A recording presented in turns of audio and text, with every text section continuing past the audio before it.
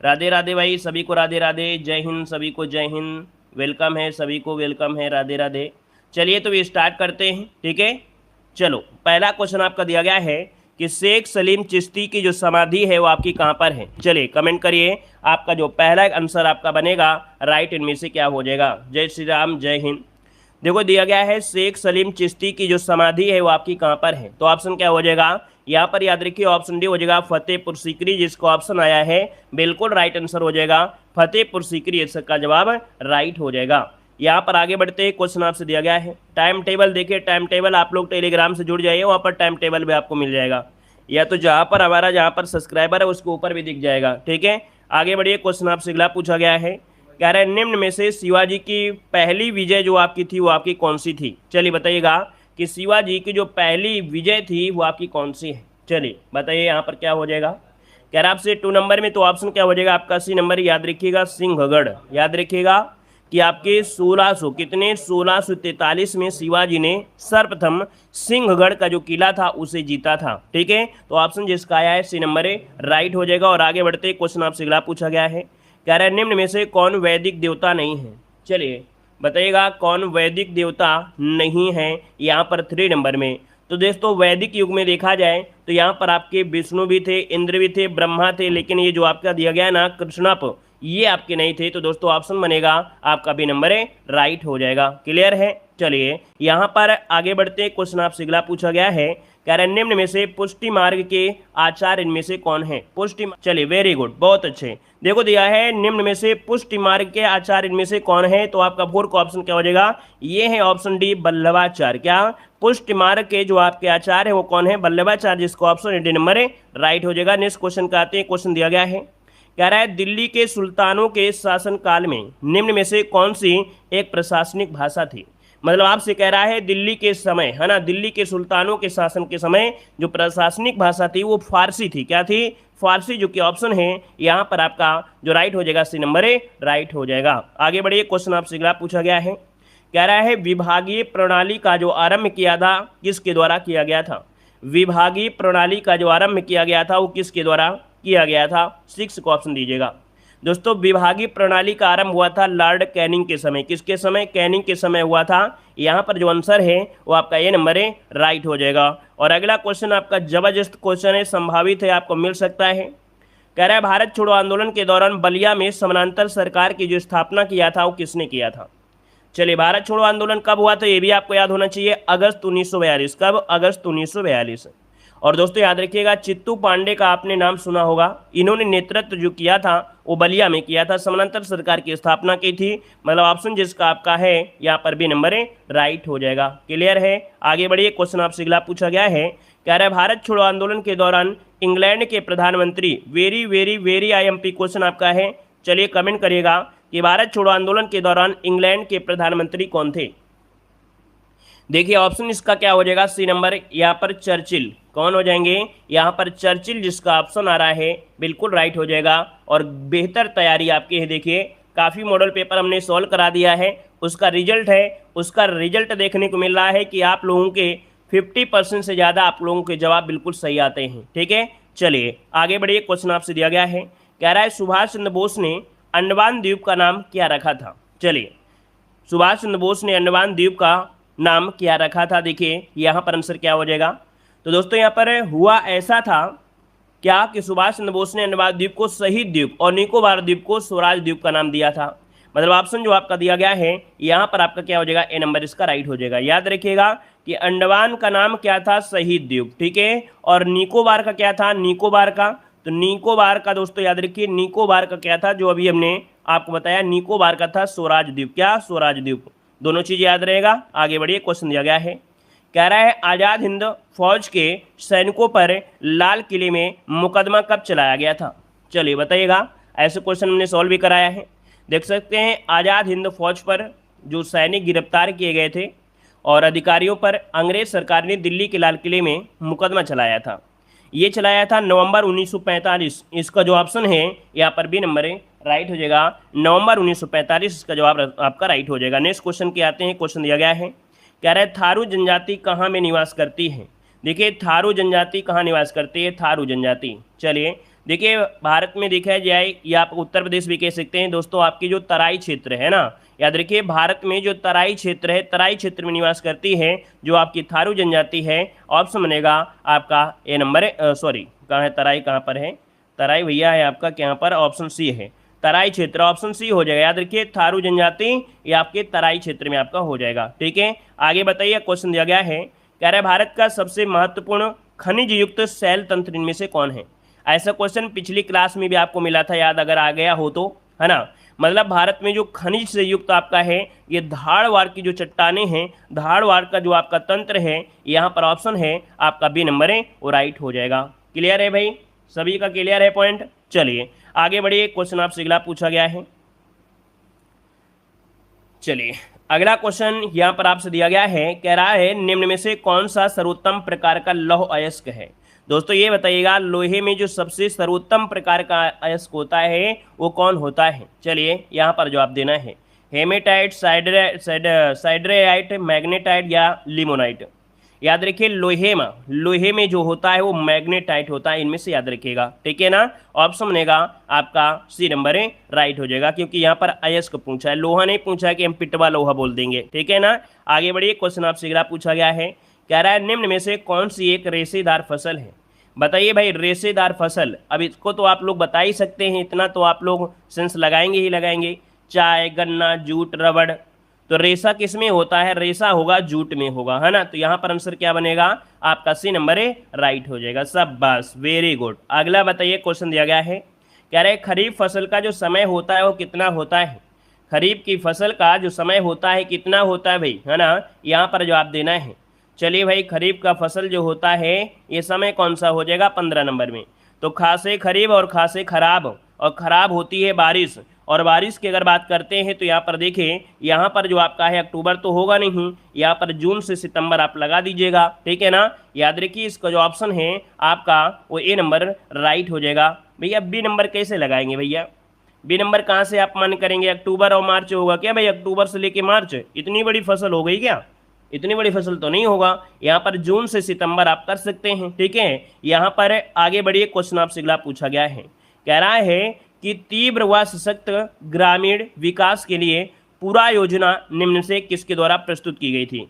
एक दोस्तों योजना थी आपकी पूरा मॉडल, है ना, पूरा आपकी योजना है, और ये दोस्तों आपके क्या है आजीविका के क्षेत्र में, मतलब जो ग्रामीण क्षेत्र में आजीविका के अवसर हैं, शहरी सुविधा के विकास के लिए 2003 में, कब 2003 में ये जो आपके डॉक्टर अब्दुल कलाम जी हैं इन्होंने ये पूरा योजना शुरू किया था। तो ऑप्शन बनेगा आपका बी नंबर है राइट हो जाएगा, बी नंबर, जो कि सभी का जवाब यहाँ पर राइट हो जाएगा। ठीक है, चलिए जितने लोग यहाँ पर पहली बार जुड़ रहे हैं एक बार जय हिंद जरूर लिख दीजिएगा। ठीक है ना, और यहाँ पर जितने लोग आए हैं, ठीक है, नए लोग आ रहे हैं, लाइव जुड़ रहे हैं या ऑफलाइन जुड़ रहे हैं, तो जय हिंद जरूर लिखा करें, ताकि हमें पता चल पाए कि हमारे इस परिवार से कितने नए लोग आपके जुड़ रहे हैं। ठीक है, चलिए जय हिंद, सभी को जय हिंद, वेलकम है।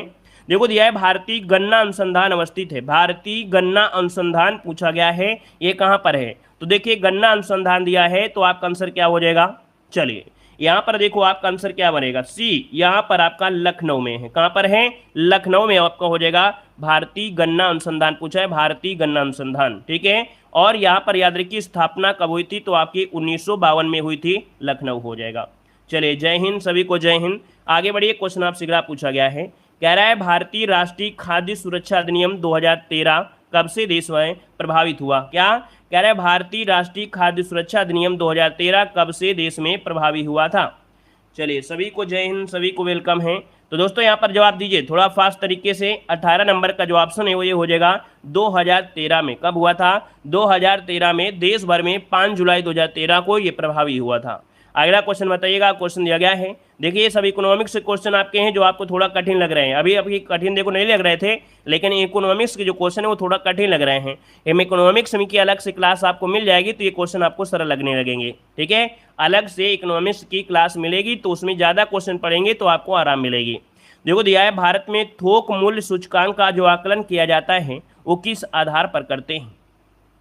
दोस्तों याद रखिएगा कि भारत में जो थोक और मूल्य सूचकांक जो आकलन होता है ये होता है मासिक स्तर पर। क्या, मासिक स्तर पर किया जाता है दोस्तों, याद रखिएगा। ठीक है, और आगे बढ़िए, क्वेश्चन आपसे अगला पूछा गया है, कह रहा है निम्न में से कौन मुद्रास्फीति से सर्वाधिक लाभ पाता है। मुद्रास्फीति से लाभ जो मिलता है सबसे ज़्यादा किसे लाभ मिलता है। चलिए यहाँ पर आंसर बताना है, आपका आंसर इनमें से क्या हो जाएगा। तो दोस्तों यहाँ पर आंसर हो जाएगा आपका बी नंबर ऋणी। क्या ऋणी जो होता है इसको सबसे ज़्यादा फायदा होता है।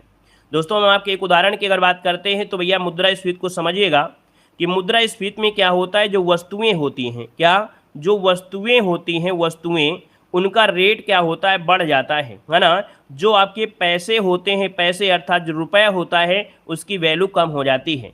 सिंपल से अगर बात करें कि रास्ते के किनारे है ना, एक क्या है, एक किसान है और वो क्या किया है, वो अमरूद का ठेला लगाया हुआ है। तो अमरूद क्या है, यहाँ पर क्या हो गया है कि इसका रेट बढ़ गया है और पैसे के रेट क्या हो गए, कम है। इसका मतलब है कि अब ज़्यादा पैसा देंगे तब आपको अमरूद मिलेंगे, लेकिन कम मिलेंगे पहले की अपेक्षा। ये तो हमने उदाहरण अमरूद में लिया है, लेकिन हम प्रोडक्ट में अगर बात करते हैं कोई भी प्रोडक्ट में, तो दोस्तों वो प्रोडक्ट क्या होगा, महंगा होगा, आपको पैसे ज़्यादा चुकाना होगा। ठीक है, तो वस्तुओं के रेट क्या हो जाते हैं, बढ़ जाते हैं और पैसा जो होता है उसकी वैल्यू कम हो जाती है। चलिए आगे बढ़िए, क्वेश्चन दिया गया है, कह रहा है देश के सर्वोच्च न्यायालय तथा उच्च न्यायालयों में न्यायाधीशों की नियुक्ति व तबादलों का फैसला जो करता है कौन करता है। चलिए भाई यहाँ पर जवाब क्या हो जाएगा, देश के उच्चतम न्यायालय हो है ना, सभी जो आपके हाई कोर्ट हैं उनके न्यायाधीशों की जो नियुक्ति है, उनका तबादला, ये फैसला जो करता है कौन करता है। तो दोस्तों एक शब्द आता है ये आपका कॉलेजियम है ना, यहाँ पर आंसर आपका जो बनेगा वो सी बनेगा, नोट कर लीजिएगा। ठीक है, यहाँ पर जो आपका कॉलेज मतलब एक प्रकार की सीट बैठती है, सीट बेंच बनती है, बेंच के बाद फिर आपका जो निर्णय होता है उसके अनुसार, तो वो आपका शब्द होता है कॉलेजियम कहा जाता है। आगे बढ़िए, क्वेश्चन आपसे अगला पूछा गया है। देखो जो नया पॉइंट आपको मिले, पहली बार पढ़े हों, उसको जरूर नोट किया करें। ठीक है ना, यही आपका प्लस पॉइंट होता है एग्जाम के समय पढ़ने में, रिवीजन करने में। निम्न से कौन राज्य सूची का विषय नहीं है। देखिए 2021 में क्वेश्चन आपका यहाँ से आया था। देखो कह रहा है कौन राज्य सूची का विषय नहीं है। तो भैया देखिए कृषि राज्य में है, जेल भी राज्य से, सिंचाई भी है, लेकिन जो बैंकिंग क्षेत्र है ना, ये तो सर्विस आपको प्रोवाइड कराती है ना। तो ये दोस्तों क्या है, ये आपका राज्य सूची का विषय नहीं है, ये है आपके संघ सूची का। कैसा है, ये संघ सूची का विषय है। क्लियर हो रहा है सब कुछ समझ में आ रहा है। हमारी भाषा आपको समझ में आती है कि नहीं आती, ऐसा तो नहीं है कि हमारी भाषा ही आपको न समझ आ रही हो, भाषा वगैरह हमारी समझ में आती है ना आप सभी को। चलिए देखो दिया गया है सरकारिया आयोग का संबंध किससे है। सरकारिया आयोग का जो संबंध आपसे पूछा गया है वो किससे है। चलिए अच्छी बात है, आपको समझ में आ रही है। तो देखो सरकारिया आयोग का जो संबंध है वो आपके किससे है, तो ये दोस्तों आपके केंद्र राज्य संबंध से है। किससे है, केंद्र राज्य संबंध से संबंधित है, मतलब जो राज्य और केंद्र इनके बीच की जो समीक्षा किया जाता है उससे संबंधित है। ऑप्शन बने आपका ए नंबर है। आगे बढ़िए, क्वेश्चन दिया गया है, कह रहा है भूमि संबंधित विवाद प्रस्तुत होता है। भूमि संबंधित जो विवाद होता है ये कहाँ पर प्रस्तुत होता है। तो दोस्तों याद रखिएगा, भूमि संबंधित विवाद है ये कहाँ पर हो जाएगा, भूमि संबंधी जो विवाद है ये आपका किस में हो जाएगा। तो दोस्तों आपका जवाब हो जाएगा यहाँ पर है आपका राजस्व न्यायालय। क्या हो जाएगा, राजस्व न्यायालय इसका आंसर है, राइट हो जाएगा, राज्य से राजस्व न्यायालय। आगे बढ़िए, क्वेश्चन आपसे दिया गया है, कह रहा है पंचायती राज में कुल कितने विषय हैं। पंचायती राज में कुल कितने विषय हैं।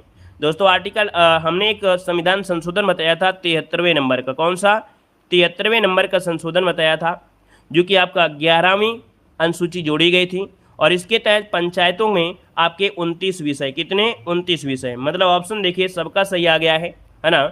जब तक हम बता रहे थे तब तक आप सभी का जवाब सही है। अगला बताइएगा, कह रहा है यदि नीचे उतरते समय लिफ्ट की डोरी टूट जाए तो ऐसी स्थिति में लिफ्ट में स्थित जो पिंड का भार है वो क्या हो जाएगा भाई। चलिए मतलब आपकी जो लिफ्ट है आप उतर रहे थे और लिफ्ट की डोरी क्या हो गई, टूट गई, तो अब आप बताइएगा कि जो भार होगा आपका वो कितना हो जाएगा।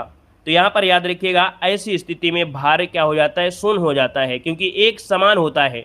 यहाँ पर क्या होता है, भारहीनता इसे बोलते हैं, भारहीनता मतलब यहाँ पर क्या होता है, शून्य हो जाता है। ऑप्शन बनेगा यहाँ पर आपको कौन सा, आपका सी नंबर है, राइट हो जाएगा। क्लियर है भाई। आगे बढ़िए, क्वेश्चन आपसे दिया गया है, यहाँ पर कह रहा है क्वेश्चन कि हृदय गति की जो जांच होती है, हृदय गति की जो जांच होती है वो किस यंत्र से की जाती है। चलिए यहाँ पर जवाब देना है कि हृदय गति की जो जांच होती है वो किस यंत्र से होती है। यहाँ पर 27 नंबर में जवाब देखिए, यहाँ पर हो जाएगा आपका इलेक्ट्रोकार्डियोग्राफ। ठीक है, यहाँ पर क्या हो जाएगा, इलेक्ट्रोकार्डियोग्राफ इसका आंसर है, राइट हो जाएगा। और आगे बढ़ते क्वेश्चन आपसे दिया गया है, कह रहा है एलपीजी का मुख्य घटक इनमें से क्या है। एलपीजी का मुख्य घटक इनमें से पूछा गया है। और यहाँ पर देखिए एलपीजी में क्या होता है, ब्यूटेन। क्या होता है मुख्य रूप से यहाँ पर ब्यूटेन, जिसका ऑप्शन है यहाँ पर अपने खाते में 1 नंबर जोड़ लीजिएगा, ऑप्शन आपका सी बनेगा। आगे बढ़िए, क्वेश्चन दिया गया है, कह रहा है निम्न में से फफूंद द्वारा होने वाली बीमारी कौन सी है। बताइएगा भाई फफूंद द्वारा कौन सी बीमारी होती है। यहाँ पर 29 नंबर का ऑप्शन देना है। और फफूंद द्वारा होने वाली बीमारी कौन सी होती है, तो ये होती है दाद खाद खुजली, है ना। यहाँ पर जो आपका है ऑप्शन ए नंबर है, राइट हो जाएगा। दाद जो होते हैं, ठीक है, रिंग वार्म, यहाँ पर आंसर बनेगा आपका ए नंबर है। आगे बढ़िए, क्वेश्चन दिया गया है, कह रहा है मस्तिष्क की विकृतियों का पता लगाने हेतु प्रमुख चिकित्सा उपकरण क्या है। देखिए मस्तिष्क में अगर कोई प्रकार का विकार आ जाता है तो दोस्तों यहाँ पर क्या होता है, ये प्रयोग होता है, ऑप्शन डी नंबर है, इलेक्ट्रोएन्सेफेलोग्राफर। क्या बोलते हैं, इलेक्ट्रोएन्सेफेलोग्राफ इसे बोलते हैं। यहाँ पर आंसर जो आपका है वो आपका डी नंबर है, राइट हो जाएगा। आगे बढ़िए, क्वेश्चन आपसे अगला पूछा गया है, कह रहा है निम्न में से कौन सा असुर का पर्यायवाची शब्द आपका नहीं है। चलिए हिंदी का क्वेश्चन आ गया है। और असुर का पर्यायवाची देखिए यहाँ पर निश्चर होता है, धनुष होता है, राक्षस होता है। लेकिन दोस्तों ये दिया गया महाकाय, है ना, तो दोस्तों याद रखिए महाकाय ये नहीं होता है, ऑप्शन आपका डी नंबर हो जाएगा, राइट। नेक्स्ट क्वेश्चन बताइएगा, कह रहा है निम्न में से कौन सा विकल्प शब्द और उनके विलोम शब्द का जोड़ा सही नहीं है। चलिए कौन सा विकल्प शब्द उनके विलोम शब्द का सही जोड़ा नहीं है। 32 नंबर में देखिए यहाँ पर देख सकते हैं, कह रहा है आपसे राग का विराग दिया गया है, ठीक है। यहाँ पर बेष्टि का समष्टि दिया गया है, सही दिया गया है। यहाँ पर दिया गया है अधम का उत्तम दिया गया है, ये भी सही है। अब यहाँ पर देखो दिया है बच्चा और जवान, नहीं, बच्चा और बूढ़ा। क्या बच्चा का विलोम होता है, बूढ़ा होता है, इस कारण से दोस्तों यहाँ पर जो आपका सी नंबर है वो आपका गलत हो जाएगा, ठीक है। आगे बढ़िए, क्वेश्चन आपसे अगला पूछा गया है, कह रहा है निम्न वाक्य में से रिक्त स्थान के लिए सही शब्द आपको चुनना है। यहाँ पर गिलास तोड़ा, ये बताइए गिलास किसने तोड़ा या गिलास तुमने तोड़ा, क्या बताएंगे, क्योंकि यहाँ पर क्वेश्चन मार्क भी लगा है। यहाँ पर क्या है, क्वेश्चन मार्क लगा है, तो क्वेश्चन मार्क लगा है तो भैया क्वेश्चन मार्क के अनुसार आप बताइए यहाँ पर क्या हो जाएगा। तो आप कहेंगे सर जी गिलास किसने तोड़ा, है ना, ऑप्शन सी नंबर यहाँ पर भर दिया जाएगा, ठीक है। ए नंबर मत लगाइए कि गिलास तुमने तोड़ा, ऐसे नहीं कह सकते क्योंकि यहाँ पर क्वेश्चन मार्क है, किसी को पता नहीं है किसने तोड़ा है, ठीक है ना। तो यहाँ पर आंसर क्या भर देंगे, सी नंबर आपका राइट हो जाएगा। मतलब इस चीज़ को भी ध्यान दिया जाता है कि क्या लगा है क्या नहीं, ठीक है। आगे बढ़िए, क्वेश्चन आपसे अगला पूछा गया है, कह रहा है निम्न में से सही वाक्य आपको चुनना है। यहाँ पर 34 नंबर में सही वाक्य क्या हो जाएगा भाई, 34 नंबर में। वीडियो को भी लाइक कर दीजिएगा जितने लोग यहाँ पर बाद में जुड़े हैं, ठीक है, या किसी ने अभी तक लाइक नहीं किया है तो एक बार सभी लोग लाइक करिएगा, अपना पूरा सपोर्ट बनाए रखिएगा। आपका सपोर्ट ही हमें आगे बढ़ाने का प्रयत्न करता है। रात दिन मेहनत करते हैं, लेकिन आप लोगों के सपोर्ट से वो मेहनत भी क्या होती है, हमें थोड़ा लगती है, ठीक है। देखिए आपसे कह रहा है 34 नंबर में, कह रहा है कि वह क्या जाने कि मैं कैसे जी रहा हूँ। क्या, वह क्या जाने कि मैं कैसे जी रहा हूँ, ठीक है। फिर कह रहा है वह कैसे जाने कि मैं क्या जी रहा हूँ, नहीं। देखिए पहला ऑप्शन बिल्कुल हो जाएगा, वह क्या जाने कि मैं कैसे जी रहा हूँ, यही आंसर आपका राइट हो जाएगा, ए नंबर, ठीक है। आगे बढ़िए, क्वेश्चन आपसे अगला पूछा गया है, कह रहा है आपसे अवधी बोली का अन्य नाम बताइएगा। अवधी बोली का अन्य नाम क्या हो सकता है। अवधी बोली दोस्तों ये हिंदी की एक उपभाषा है ना, या इसे हम बोली कह सकते हैं, जो कि पूर्वी अवधी कोसली पश्चिमी, मतलब यहाँ पर देखा जाए तो आपका जो आंसर बनेगा वो आपका कोसली आपका हो जाएगा, कोसल महाजनपद कोसली इसका आंसर है, राइट हो जाएगा, ठीक है। चलिए आगे बढ़िए, क्वेश्चन आपसे अगला पूछा गया है, कह रहा है उस शब्द को चुने जो समूह से भिन्न हो। उस शब्द को चुने जो समूह से क्या हो, भिन्न हो। तो 36 नंबर में आपका आंसर क्या हो जाएगा, कौन सा आपका भिन्न है, घोड़ा, बाघ, शेर, चीता। यहाँ पर देखिए क्या हो जाएगा, तो आप कहेंगे घोड़ा, बाघ, शेर, चीता। अब लॉजिक लगाइए क्या हो जाएगा, यहाँ पर दिया है बाघ, शेर, चीता। देखिए यहाँ पर आपका आंसर ये हो जाएगा घोड़ा, है ना, क्योंकि भैया जो बाघ, शेर, चीता है जंगली जानवर हैं, है ना, लेकिन घोड़ा जो आपका है वो पालतू पशु है, ठीक है। आगे बताइए, क्वेश्चन दिया गया है कि कितने भारतीय राज्य बांग्लादेश के साथ सीमा साझा करते हैं। रट लीजिएगा, इस क्वेश्चन को रट कर ही जाइएगा। हमने बताया है बांग्लादेश से जुड़े हुए जितने भी आपके राज्य हैं उनको तो आपको रट्टा मार के ही जाना है ना। यहाँ पर देखिए बांग्लादेश के साथ सीमा साझा करते हैं कितने, आपके 5 राज्य।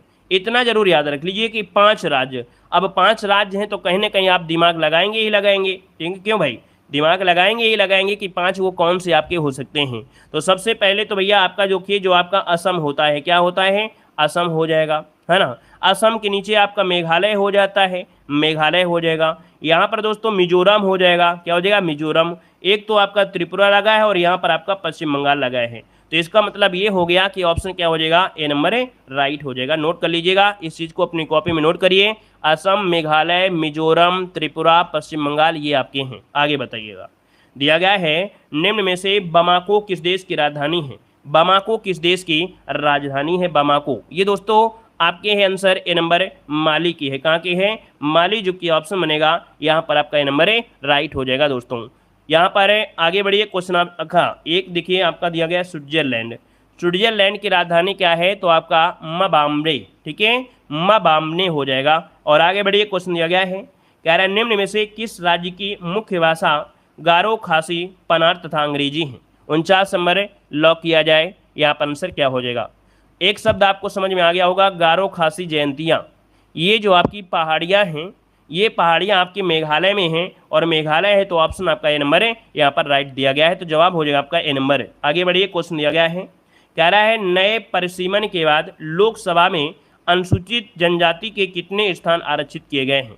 अनुसूचित जनजाति दिया गया है दोस्तों, अनुसूचित जनजाति दिया है। कल आपको मिला था अनुसूचित जाति, ऐसा ही क्वेश्चन कि लोकसभा में अनुसूचित जाति की संख्या, लेकिन यहाँ पर अनुसूचित जनजाति पूछ लिया है। तो यहाँ पर आंसर हो जाएगा सी नंबर 47। कितने, 47 यहाँ पर आंसर राइट बनेगा साथियों, ठीक है। आगे बढ़िए, क्वेश्चन आपसे अगला पूछा गया है, यहाँ पर दिया गया है क्या कि अंतर्राष्ट्रीय अहिंसा दिवस कब मनाते हैं। चलिए बताइएगा, अंतर्राष्ट्रीय अहिंसा दिवस जो मनाते हैं ये कब मनाते हैं, इसका राइट आंसर क्या हो जाएगा, लॉक किया जाए जल्दी से।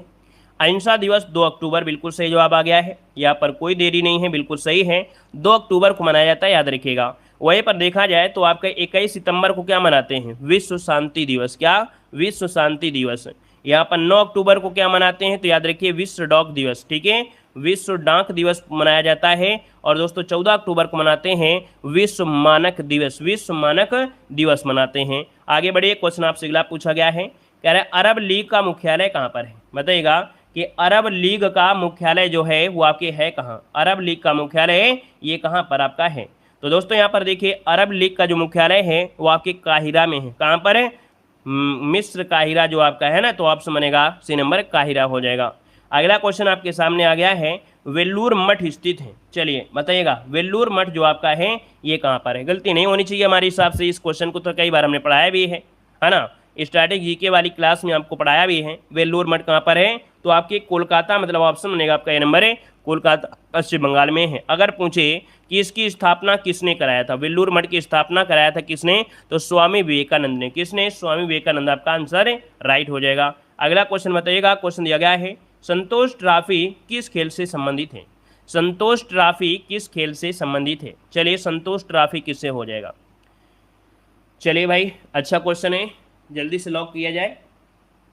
देखिए संतोष ट्रॉफी का जो संबंध है फुटबॉल से है, याद रखिए फुटबॉल, इसका जो ऑप्शन है आपका बी हो जाएगा। और फुटबॉल में प्लेयर कितने होते हैं, 11 होते हैं, ठीक है ना। यहाँ पर हॉकी में कितने होते हैं, 11 में होते हैं। क्रिकेट में कितने होते हैं, 11 होते हैं। लेकिन पोलो की अगर बात करते हैं तो पोलो में होते हैं 4 होते हैं, ठीक है। आगे बढ़िए, क्वेश्चन आपसे अगला पूछा गया है, कह रहे द इंडिया स्टोरी के लेखक कौन है। द इंडिया स्टोरी लेखक बताना है, आपका आंसर क्या हो जाएगा, द इंडिया स्टोरी के लेखक कौन है। नोट करिएगा, ऑप्शन डी, याद रखिएगा बिमल जौलोन। क्या हो जाएगा, बिमल जौलोन, जो कि ऑप्शन है यहाँ पर कौन सा, आपका डी नंबर है राइट हो जाएगा, बिमल जौलोन हो जाएगा, ठीक है। आगे बढ़िए, क्वेश्चन आपसे अगला पूछा गया है, कह रहा है ओजोन परत को सर्वाधिक नुकसान पहुंचाने वाला प्रदूषक इनमें से कौन सा है। लाजवाब क्वेश्चन है, धमाकेदार क्वेश्चन है, जवाब दीजिए आपका आंसर क्या हो सकता है। यहाँ पर दिया है कि ओजोन परत को सर्वाधिक नुकसान जो होता है वो किससे होता है भाई, तो आप कहेंगे सर इसका जो आंसर बनेगा वो आपका हो जाएगा क्लोरोफ्लोरोकार्बन। क्या, क्लोरोफ्लोरोकार्बन से होता है दोस्तों, याद रखिएगा, ठीक है ना, क्लियर है। और दोस्तों है ना, कार्बन, क्लोरीन, फ्लोरीन, कार्बन से ही बना ये निर्मित आपका गैसीय द्रवीय पदार्थ होता है, ठीक है। और देखा जाए जो आप लोग रेफ्रिजरेटर है, मतलब जो आपका रेफ्रिजरेटर होता है, वातानुकूल यंत्र होते हैं, शीतलक के रूप में कार्य करते हैं, उनमें आपकी गैस बहुत ज़्यादा भरी होती है। यहाँ पर आगे बढ़िए, क्वेश्चन बताइएगा। अब आपको क्या करना है, आपको बस ध्यान से सुनना है, जैसे कि हमारी डेली क्लास में होता है।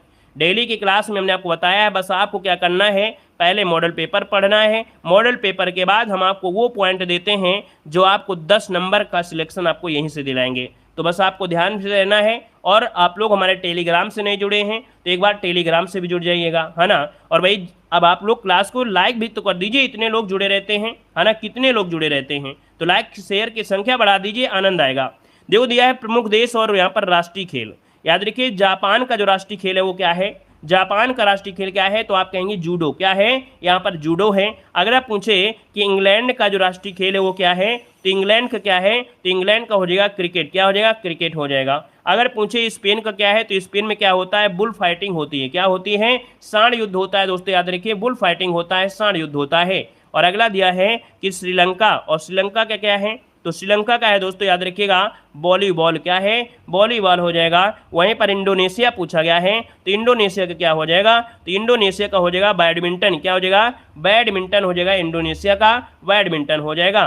अगला है कि चीन का क्या है, भाई चीन का बताइए, तो चीन में क्या है, टेबल टेनिस है। क्या, टेबल टेनिस। देखो हम जब आपको पढ़ा रहे होते हैं क्लास में तो आप जरूर पढ़ा करें, क्योंकि हम पीडीएफ तो आपको दे ही देते हैं, लेकिन अगर क्लास में रहते हैं तो कम से कम 2 बार जब हम पॉइंट को रिपीट करते हैं, 2 बार जब बोलते हैं तो आपको जरूर कुछ ना कुछ दिमाग में पहुंचेगा, ठीक है ना। पीडीएफ से तो दुनिया पढ़ती रहती है लेकिन कुछ नहीं कर पाते हैं, लेकिन अगर आप क्लास में प्रेजेंट टाइम में कुछ पढ़ रहे हैं, सीख रहे हैं, तो उसका असर आपको जरूर मिलेगा, ठीक है ना। और इतने पीडीएफ आप रात भर कैसे लगाएंगे, लेकिन क्लास में टाइम है तो आप लगाइए। देखो दिया है भूटान पूछा गया, भूटान का तो भैया क्या खेल है, तीरंदाजी है। भूटान का क्या है, तीरंदाजी है। अगला है अमेरिका का क्या है, तो अमेरिका का है बेसबॉल। क्या है, बेसबॉल है। और बेसबॉल की बात करते हैं तो याद रखिए इसमें से आपके 9 प्लेयर आपके होते हैं बेसबॉल। अगला है कनाडा में क्या है, तो दोस्तों कनाडा में 2 प्रकार के खेल होते हैं, एक तो गर्मियों में, एक तो आपके सर्दियों में। तो दोस्तों ये आपका आइस हॉकी है जो कि आपके सर्दियों के समय की है, आपके कनाडा का हो जाएगा आइस हॉकी हो जाएगा। आनंद आ रहा है, मजा आ रहा है कि नहीं आ रहा है, मजा आ रहा है तो भी वीडियो को लाइक शेयर करते हुए चलेंगे, है ना, नोट करते चलेंगे। बांग्लादेश पूछे, बांग्लादेश का राष्ट्रीय खेल क्या है, तो आप कहेंगे कबड्डी। क्या है, कबड्डी है। पाकिस्तान के पूछे तो पाकिस्तान का क्या है, हॉकी। और भारत का भी क्या है, हॉकी है। अगला है स्कॉटलैंड। स्कॉटलैंड में दोस्तों रग्बी फुटबॉल। रग्बी फुटबॉल की बात करते हैं तो सबसे ज़्यादा प्लेयर जो होते हैं वो आपके रग्बी फुटबॉल में होते हैं। कितने हैं, 15 प्लेयर होते हैं। याद रखिए 15 प्लेयर होते हैं, ठीक है भाई। आगे बताइएगा जर्मनी का क्या है, तो जर्मनी का भी क्या है, तो भाई जर्मनी का भी क्या है, फुटबॉल ही है, ठीक है। यहाँ पर अर्जेंटीना, तो अर्जेंटीना क्या हो जाएगा, पातो। क्या हो जाएगा, पातो हो जाएगा। यहाँ पर न्यूजीलैंड का क्या है, तो रग्बी यूनियन। रग्बी यूनियन जुड़ा हुआ आपका शब्द है। और आगे बढ़िए, अगला पूछा है प्रमुख राज्यों के जो आपके त्योहार हैं। एक क्वेश्चन यहाँ से भी आपको देखने को मिलेगा। देखो जल्लीकट्टू का संबंध कहाँ से है, चलिए देखो जल्लीकट्टू पूछा जाता है। जल्लीकट्टू जो आपका है दोस्तों, ये आपका क्या है, तमिलनाडु से है। कहाँ से है, तमिलनाडु से है। और हमने आपको बताया था कि तमिलनाडु सरकार के लिए यहाँ पर केंद्र सरकार ने भी क्या किया था, यहाँ पर पाबंदी लगाई थी, क्योंकि इसमें क्या होता है कि लोग क्या होते हैं, सांडों से युद्ध करते हैं, है ना। जो बैल होते हैं, बैल के सींग में पैसे की एक पोटली बांध दी जाती है, और जो व्यक्ति उस पोटली को छुटाएगा वही उसमें जीतेगा, ये होता था। तो उसमें आदमियों की क्या हो जाती थी, कहीं ना कहीं गंभीर चोट आ जाती थी। इसलिए इस युद्ध पर क्या किया गया, इस खेल पर प्रतिबंध लगाया गया। लेकिन तमिलनाडु सरकार कहती है ये हमारे यहाँ का राजकीय खेल है और इसे हम अपनी मान्यता देंगे, इसलिए इसको मान्यता दे दी गई है। तो दोस्तों याद रखिए जल्लीकट्टू ये आपका तमिलनाडु से है। वहीं पर दिया गया है कि आपका फ्लेमिंगो महोत्सव आपके आंध्र प्रदेश से है। धानु यात्रा महोत्सव आपके उड़ीसा से है। नुआखाई महोत्सव, देखो यहाँ पर क्या है कि अगर 25 पॉइंट पढ़ाएंगे तो उसमें 5 बिल्कुल नए तो मिलेंगे ही मिलेंगे, लेकिन दोस्तों नुआखाई महोत्सव पूछा भी गया है। नुआखाई महोत्सव ये आपके उड़ीसा से, कहाँ से है, आपके उड़ीसा से है। अगला दिया है अंतः प्रणय महोत्सव, ये आपके तेलंगाना से है। आपका दिया है बोनालू उत्सव, आपके तेलंगाना से है। बुधकम्मा उत्सव आपके तेलंगाना से है। अगला दिया है लाई बरोहा, है ना, इसको नोट कर लीजिएगा, जो हम आपको बता दें उसको जरूर नोट करिएगा। लाई हरोबा जो आपका है त्रिपुरा से, कहाँ से है, त्रिपुरा से है। लोसार उत्सव दोस्तों, लोसार दिया है, लोसांग नहीं है, लोसार है। लोसार आपके कहाँ से है, आपके हिमाचल प्रदेश से है। यहाँ पर फुगली हो जाता है, फगली महोत्सव दिया है, फगली महोत्सव ये दोस्तों आपके हिमाचल प्रदेश में है। देव सूर्य आपके बिहार में है। याद रखिए जो छठ पूजा होती है, सूर्य की पूजा होती है, आपके बिहार में हो जाएगा। अगला दिया गया है चापचार, क्या दिया है, चापचार कुट महोत्सव, ये मिजोरम में है। अगला है फूलदेई त्योहार उत्तराखंड में। मिर्च महोत्सव, ये मध्य प्रदेश में, मिर्च महोत्सव मध्य प्रदेश में। अगला है आदि महोत्सव, देखिए आदि महोत्सव ये आपके लेह जो कि लद्दाख में। लोसार दोस्तों, लोसार ये कहाँ पर है, आपके लद्दाख में है। हार्नबिल फेस्टिवल ये आपके नागालैंड में है, ठीक है, हार्नबिल फेस्टिवल ये आपके नागालैंड में है। मांडू महोत्सव मनाया जाता है आपके मध्य प्रदेश में। और चेरी ब्लॉसम फेस्टिवल ये आपके मेघालय में है, ठीक है। तो दोस्तों यहाँ पर देखिए जो आपके महत्वपूर्ण त्यौहार थे वो भी कंप्लीट हुए, है ना भाई। जो एग्जाम में आते हैं उनको तो हमने पढ़ाया भी है, कुछ और भी तो पढ़ाएंगे कि नहीं पढ़ाएंगे, ठीक है। आगे बताइए, अगला पॉइंट दिया है एलिफेंटा की गुफाएं क्या हैं। देखो सिलेक्टेड क्वेश्चन आपके आ गए हैं, यहाँ से भी क्वेश्चन आपको मिलेगा। कह रहे हैं एलिफेंटा की जो गुफाएं हैं वो कहाँ पर हैं, तो आप कहेंगे सर महाराष्ट्र में हैं। कहाँ पर हैं, आपके महाराष्ट्र में हैं। अगर है एलोरा की गुफाएं कहाँ पर हैं, तो भाई एलोरा की गुफाएं कहाँ पर हैं, तो एलोरा की गुफाएं आपके महाराष्ट्र में। कहाँ पर हैं, महाराष्ट्र में हैं। अजंता की गुफाएं कहाँ पर हैं, तो आपके महाराष्ट्र में। कहाँ पर हैं, महाराष्ट्र में है। अगला छत्रपति शिवाजी टर्मिनल, ये कहाँ पर है, तो ये भी कहाँ पर है, महाराष्ट्र में है। अगला दिया गया है सांची का स्तूप, देखिए सांची का स्तूप कहाँ पर है, तो आपके मध्य प्रदेश। कहाँ पर है, मध्य प्रदेश में। खजुराहो का मंदिर कहाँ पर है, तो आपके मध्य प्रदेश में है। यहाँ पर भीमबेटका जो कि आपका मध्य प्रदेश सबसे ज़्यादा नए तरीके के जो आपके खोजे गए अवशेष हैं वो आपके भीमबेटका में ही पाए गए हैं, जो कि आपके मध्य प्रदेश में है। कोणार्क का जो सूर्य मंदिर है वो आपके कहाँ पर है, उड़ीसा में है। और ये किस देवता के लिए, भगवान सूर्य देवता के लिए समर्पित है आपका, जो कि कोणार्क का सूर्य मंदिर है। ब्लैक पैगोंडा के नाम से भी जाना जाता है। अगला दिया गया है यहाँ पर मानस वन्यजीव अभ्यारण्य कहाँ पर है। दोस्तों यहाँ पर देखिए मानस वन्यजीव अभ्यारण्य ये कहाँ पर है, तो दोस्तों ये आपके है असम में। कहाँ पर है, असम में हो जाएगा। अगला है काजीरंगा राष्ट्रीय उद्यान असम।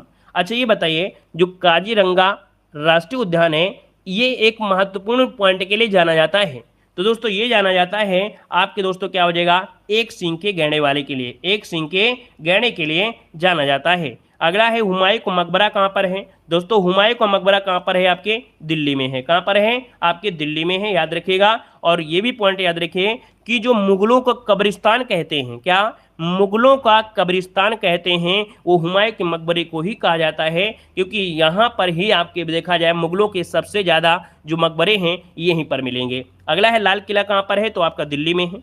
कुतुब मीनार कहाँ पर है, दिल्ली में है। अब कुतुब मीनार का जो स्टार्टिंग किया था वो आपकी कुतुबुद्दीन ऐबक ने किया था, बनकर जो तैयार हुई थी इल्तुतमिश के समय तैयार हुई थी, है ना। अगला पॉइंट बताइएगा महाबोधि मंदिर कहाँ पर है, तो दोस्तों महाबोधि मंदिर कहाँ पर है, तो आप कहेंगे सर बिहार में। कहाँ पर है, आपके बिहार में है। अगला है मुगल सिटी फतेहपुर सीकरी, तो दोस्तों ये आपके उत्तर प्रदेश में फतेहपुर सीकरी दोस्तों याद रखिए आपके उत्तर प्रदेश में आगरा के पास आपकी है। अगला है कि ताजमहल दोस्तों कहाँ है, तो आप कहेंगे सर ताजमहल कहाँ पर है, आपके उत्तर प्रदेश आगरा में है। कहाँ पर है, आगरा में है। अगला है आगरा का जो किला है वो कहाँ पर है, तो आपके आगरा में है। अगला है नंदा देवी राष्ट्रीय उद्यान, नंदा देवी राष्ट्रीय उद्यान ये आपके कहाँ पर है, उत्तराखंड में है, उत्तराखंड में। अगला है दार्जिलिंग हिमालयन रेलवे, दार्जिलिंग दोस्तों याद रखिए दार्जिलिंग हिमालय रेलवे स्टेशन ये पश्चिम बंगाल में है। इस चीज़ को याद रखिए दार्जिलिंग, ये दार्जिलिंग कहाँ पर है, आपके पश्चिम बंगाल में है। आप लोग हिमाचल प्रदेश में मत पहुँच जाना, तो याद रखिए दार्जिलिंग कहाँ पर है, तो आपके पश्चिम बंगाल में है। यहाँ की जीआई टैग भी आपको मिली थी, ठीक है ना। चलिए अगला पॉइंट दिया गया है, यहाँ पर देखिए कुछ महत्वपूर्ण पॉइंट दिए गए हैं, जैसे कि कुछ आपके नारे थे, है ना। ये नारे में देखिए आपसे दिया गया है कि जय जवान जय किसान का जो नारा दिया वो किसने दिया था। देखिए जय जवान जय किसान ये आपके देखिए लाल बहादुर शास्त्री हो जाएगा। मारो फिरंगी को, मारो फिरंगी को ये किसने दिया था, तो आपके मंगल पांडे ने ये दिया था। वहीं पर दिया है जय जगत, जय जगत जो दिया है विनोबा भावे, जो कि आपके भू आंदोलन से जुड़े हुए थे, है ना, भू आंदोलन से आपके जुड़े हुए थे। अगला दिया गया है कि कर मत दो, क्या कर मत दो, ये जो आपके हैं सरदार वल्लभ भाई पटेल। संपूर्ण क्रांति जयप्रकाश नारायण और विजय विश्व तिरंगा प्यारा, विजय विश्व तिरंगा प्यारा ये जो आपका नारा दिया था वो आपके श्यामलाल गुप्ता पार्षद ने दिया था। वहीं पर दिया है वंदे मातरम, वंदे मातरम किसने दिया है, तो आपके बंकिम चटर्जी, बंकिम चंद्र चटर्जी ने। अगला आपसे यहाँ पर पॉइंट दिया गया है, कह रहा है जनगण मन, जनगण मन किसके द्वारा दिया गया, तो आपके रविन्द्रनाथ टैगोर, जनगण मन किसके द्वारा, रविन्द्रनाथ टैगोर। और अगला है कि साम्राज्यवाद का नाश हो, साम्राज्यवाद का नाश हो ये आपके भगत सिंह ने दिया था। और अगला है कि स्वराज्य हमारा जन्मसिद्ध अधिकार है और इसे हम लेकर ही रहेंगे, ये आपके बाल गंगाधर तिलक ने कहा था। अगला पॉइंट आपका यहाँ पर देखो आ गया है, जो कि पिछले मॉडल पेपर में यहाँ से क्वेश्चन आपके मिले भी थी। अल्टीमीटर क्या होता है? अल्टीमीटर दोस्तों, अल्टीमीटर से क्या होता है, ऊंचाई के लिए आपका होता है, जैसे कोई जहाज उड़ रहा है तो उस जहाज की ऊंचाई ज्ञात करने के लिए अल्टीमीटर का प्रयोग करते हैं। अमीटर का प्रयोग क्या होता है? तो अमीटर दोस्तों होता है विद्युत धारा मापन के लिए अमीटर का प्रयोग करते हैं। एनमोमीटर जो होता है, एनमोमीटर का प्रयोग दोस्तों, एनमोमीटर का होता है वायु का वेग जो होता है मापने के लिए। अगला है ऑडियोफोन, ऑडियोफोन होता है श्रवण शक्ति सुधारना। अगला है बाइनाक्यूलर, ये दूरस्थ वस्तुओं को देखने के लिए प्रयोग होता है। बैरोग्राफ दोस्तों दिया बैरोग्राफ, और बैरोग्राफ से आपको पता चल गया कि ये क्या है, दाब है, अर्थात जो वायुमंडलीय दाब है, वायुमंडलीय दाब बैरोग्राफ से होता है। अगला है केस्कोग्राफ, और केस्कोग्राफ क्या होता है, पौधों की वृद्धि का अभिलेखन होता है, केस्कोग्राफ से होता है ना। अगला दिया गया है, कह रहा है क्रोनोमीटर, क्रोनोमीटर होता है ठीक ठीक समय जानने हेतु जहाज में लगाई जाने वाली जो आपकी घड़ी होती है। अगला दिया गया है कि कार्डियोग्राफ क्या होता है। देखिए कार्डियोग्राफ होता है हृदय गति का मापन, क्या, हृदय गति का मापन होता है। अगला है कार्डियोग्राम, कार्डियोग्राम होता है कार्डियोग्राम का कार्य में सहयोगी होता है। कैलीपर्स होता है कंपास के लिए होता है। डीप सर्किल ये नति कोण का मापन होता है। डायनमो जो होता है ये क्या करता है, डायनमो, डायनमो होता है यांत्रिक ऊर्जा को विद्युत ऊर्जा में। आईएमपी पॉइंट आपका इसको नोट करिएगा कि जो डायनमो होता है यांत्रिक ऊर्जा को विद्युत ऊर्जा में बदलता है, ठीक है ना भाई। आप लोग दोस्तों को शेयर जरूर करिएगा, बोलिएगा कि नयदेव जी के ट्रिक चैनल में वास्तविकता तैयारी चल रही है पेड एग्जाम की, जहां पर मॉडल पेपर के साथ साथ हम आपको वो कंटेंट देते हैं जो आपके 10 नंबर स्टैटिक जीके में आपका ऐसे ही कवर हो जाता है। स्पेशल क्लास हम नहीं देते हैं, आपको मॉडल पेपर में ही कवर करा देते हैं बेहतर तरीके से आपके सिलेबस में। देखो दिया गया है एपीडियास्को, क्या दिया है, एपीडियास्को, ये फिल्मों का पर्दे पर जो प्रक्षेपण किया जाता है। देखो दिया फैदोमीटर, फैदोमीटर होता है समुद्र की गहराई मापने के लिए होता है। यहाँ पर दिया है गैल्वेनोमीटर, गैल्वेनोमीटर द्वारा क्या होता है, अति अल्प विद्युत धारा का क्या होता है, मापन होता है। अगला आपसे दिया गया है का मैनोमीटर, मैनोमीटर होता है गैस का घनत्व मापने के लिए। ये जो आपके साइंस वाला पॉइंट था ये भी हुआ। अब आते हैं दोस्तों कुछ महत्वपूर्ण पॉइंट होंगे, जैसे कि कौन सा पुरस्कार कब से शुरुआत की गई थी, है ना, कौन सा पुरस्कार कब शुरू हुआ था। अब यहाँ पर ये पॉइंट आपको पढ़ना है। देखो भाई नोबेल पुरस्कार की जो शुरुआत हुई थी, नोबेल पुरस्कार की जो शुरुआत हुई थी वो कब हुई थी, तो आप कहेंगे सर 1901 में। कब हुई थी, याद रखिएगा 1901 में नोबेल पुरस्कार की क्या हुई थी, शुरुआत हुई थी, याद, ये पॉइंट याद रखिएगा। अगला है ऑस्कर अवार्ड की शुरुआत आपके 1929 में। यहाँ पर देखिए भारत रत्न की जो शुरुआत हुई थी वो आपके 1954 से भारत रत्न की शुरुआत हुई थी। अगला ज्ञानपीठ पुरस्कार, दोस्तों याद रखिएगा कि ज्ञानपीठ पुरस्कार की जो शुरुआत हुई थी 1961 से, कब, 1961 से हुई थी। गांधी शांति पुरस्कार की जो शुरुआत हुई थी 1995 से। वहीं पर दोस्तों द्रोणाचार्य पुरस्कार, जो द्रोणाचार्य पुरस्कार है 1985 से शुरुआत हुई थी। मैन बुकर पुरस्कार, मैन बुकर पुरस्कार दोस्तों याद रखिए 1969 से इसकी शुरुआत हुई थी। अगला दिया है अर्जुन पुरस्कार, दोस्तों यहाँ पर अर्जुन पुरस्कार पूछा भी जाता है, आपकी 1961 से अर्जुन पुरस्कार की शुरुआत हुई थी। हमने एक ट्रिक भी बताया था कि 61 और एकटक, 61 एकटक, अर्जुन ने क्या मछली पर निशाना लगाया था, एकटक, एकटक मतलब 61, ये भी आपको याद रहेगा। अगला है प्लित्जर पुरस्कार, जो कि पत्रकारिता में दिया था। ये क्वेश्चन पूछेगा कि प्लित्जर पुरस्कार का संबंध किससे है, पत्रकारिता से है। तो दोस्तों याद रखिए 1917 में ये आपकी शुरुआत हुई थी। अगला दिया गया है कि 1992 में दोस्तों व्यास सम्मान, क्या, 1992 में व्यास सम्मान की शुरुआत की गई थी, क्लियर है। अगला है कि कलिंग पुरस्कार, दोस्तों कलिंग पुरस्कार की जो शुरुआत हुई थी ये आपके 1952 से कलिंग पुरस्कार की शुरुआत हुई थी, है ना। और अगला है सरस्वती सम्मान, सरस्वती सम्मान की शुरुआत हुई थी 1991 से। अगला दादा साहब फाल्के पुरस्कार फिल्म जगत का देखा जाए ये आपका 1969 में हुई थी। क्वेश्चन ये पूछा गया है कब, तो आपके याद रखिए 1969 में इसकी शुरुआत हुई थी। अगला है रमन मैग्सेसे पुरस्कार, रमन मैग्सेसे पुरस्कार की दोस्तों याद रखिए 1957 में शुरुआत हुई थी। राजीव गांधी खेल रत्न पुरस्कार दोस्तों 1992 में। साहित्य अकादमी पुरस्कार 1955। ये अच्छा एक पॉइंट हम आपसे कमेंट कर रहे हैं कि जो साहित्य अकादमी पुरस्कार, पहला साहित्य अकादमी पुरस्कार दिया गया था, किसे दिया गया था। देखते हैं कितने लोगों को ये पॉइंट याद है कि 1955 में साहित्य अकादमी सबसे पहले जो दिया गया था वो किसे दिया गया था, बताइए भाई, इस क्वेश्चन का जवाब अगर आप देते हैं तो हम समझेंगे कि नहीं आप लोगों ने हिंदी हमारी पढ़ी होगी। बताइएगा कि सबसे पहला हिंदी साहित्य पुरस्कार किसे दिया गया? चलिए भाई बताइएगा क्या हो जाएगा। माखनलाल चतुर्वेदी को दिया गया था दोस्तों, याद रखिए माखनलाल चतुर्वेदी को दिया गया था हिम तरंगड़ी के लिए, पूछा गया है हिम तरंगड़ी के लिए दिया गया था। Very good. अगला बताइएगा राष्ट्रीय फिल्म पुरस्कार 1954 और शांति स्वरूप भटनागर 1958। अब दोस्तों यहाँ पर कुछ आपके क्या हैं रासायनिक सूत्र हैं। रासायनिक सूत्र में क्या है, सबसे पहले क्या होता है अम्लराज। दोस्तों ये क्वेश्चन आपसे पूछेगा अम्लराज क्या होता है, तो अम्लराज क्या होता है दोस्तों याद रखिएगा, इसमें से HNO3 और HCl का मिश्रण होता है। अब आपसे पूछेगा इसका अनुपात कितना होता है, तो याद रखिए 1:3 ये अनुपात होता है, मतलब HNO3 का 1 अनुपात और HCl का होता है 3 अनुपात। इन दोनों को ही बोला जाता है अम्लराज कहते हैं, ठीक है ना। और इसमें दोस्तों सोना घुल जाता है, याद रखिए इसे एक्वारोजा कहेंगे और इसमें सोना घुल भी जाता है। अगला दिया गया है शुष्क बर्फ। शुष्क बर्फ क्या होती है बताइए। वीडियो को भाई लाइक शेयर करते रहिएगा जितने लोग यहाँ पर जुड़ रहे हैं। कह रहे हैं शुष्क बर्फ दोस्तों होती है ठोस कार्बन डाइऑक्साइड। क्या होता है ठोस कार्बन डाइऑक्साइड। हार्न सिल्वर, तो हार्न सिल्वर का होता है AgCl। क्या होता है AgCl होता है। भारी जल का सूत्र क्या होता है, तो भारी जल का सूत्र होता है D2O। क्या होता है D2O होता है। अगला है प्रोड्यूसर गैस। प्रोड्यूसर गैस जो बनती है वो आपके कार्बन मोनोऑक्साइड और आपके N2 से होती है। मास गैस दोस्तों CH4 है ना, मेथेन गैस कहते हैं इसे, मास गैस कहते हैं। और अगला है सिरका।